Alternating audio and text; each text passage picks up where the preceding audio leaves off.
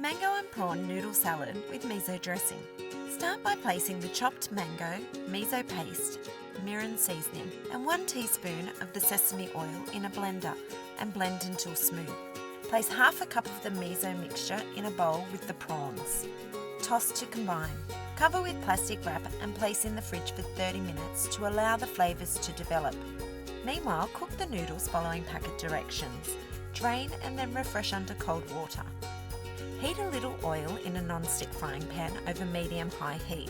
Add half the prawn mixture and cook turning for 4 minutes or until the prawns are lightly charred and cooked through. Repeat with the remaining oil and prawn mixture.